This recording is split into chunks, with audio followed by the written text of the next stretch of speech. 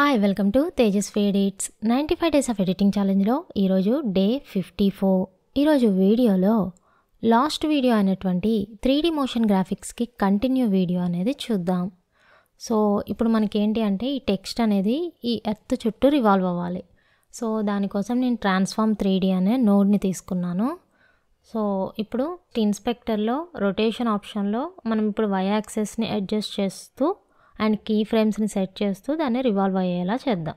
So ఇక్కడ నుంచి key frames అనేది సెట్ చేద్దాం. సో కీ ఫ్రేమ్ సెట్ చేస్తున్నా. ఓకే, అండ్ ఎండింగ్ పొజిషన్కి వెళ్ళిపోయి దీన్ని రొటేట్ చేద్దాం.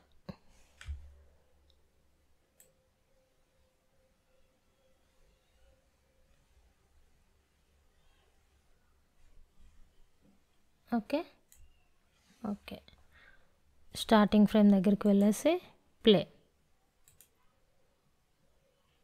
Okay, so globe, streaks and text మూడు రివాల్వ్ అవుతున్నాయి.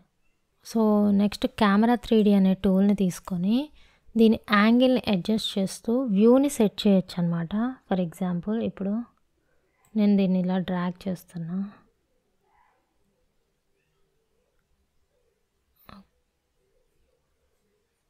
ఓకే, అండ్ దీన్ని జూమ్ అవుట్ చేసి కొంచెం అడ్జస్ట్ చేద్దాం.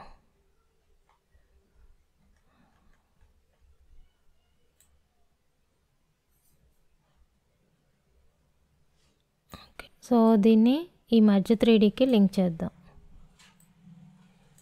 ఓకే, సో ఇప్పుడు మధ్య 3Dకి లింక్ చేసిన తర్వాత ఇక్కడ ఫస్ట్ వ్యూలో రైట్ క్లిక్ ఇచ్చేస్తే కెమెరా 3D ఆప్షన్ వస్తుంది.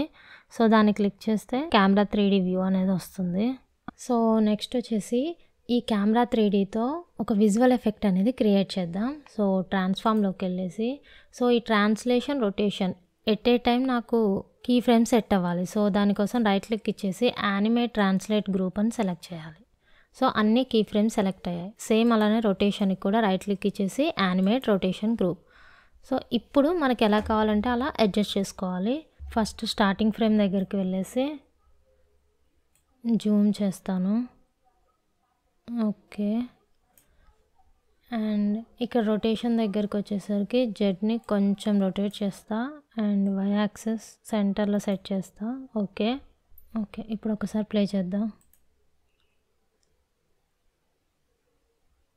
ఓకే,